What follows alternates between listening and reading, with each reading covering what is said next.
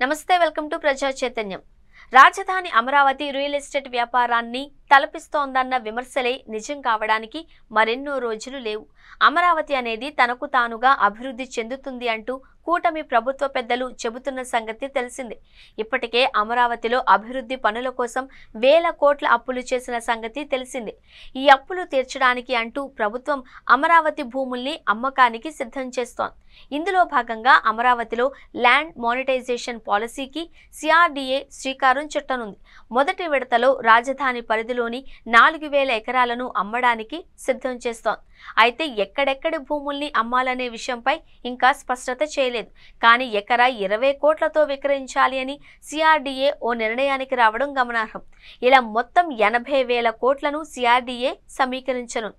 ఈ నిధులను అమరావతి కోసం చేసిన అప్పులు తీర్చడానికి, అలాగే అభివృద్ధి చేయడానికి వినియోగించనున్నట్టు అధికారులు చెబుతున్నారు. ఈ భూముల్లో కొన్నింటిని రెండో దశ ల్యాండ్ మానిటైజేషన్ జాబితాలో 60:40 విధానంలో రియల్ ఎస్టేట్ సంస్థలకు అప్పగించాలి అని కూడా నిర్ణయించారు. అమరావతికి భారీ మొత్తంలో భూములు తీసుకోవడం ఒక ఎత్తైతే వాటిని అభివృద్ధి చేయడం పెద్ద సవాలుగా మారింది.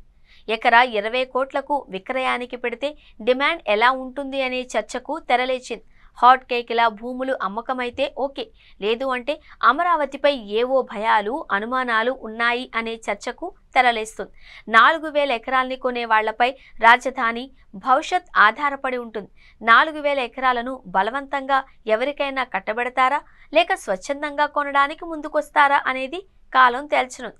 అసలు అమరావతిపై రాష్ట్ర ప్రజానీకం మనసుల్లో ఏముంది అనేది భూముల విక్రయాలపై ఆధారపడి ఉంటుంది అనడంలో ఎలాంటి సందేహమూ లేదు.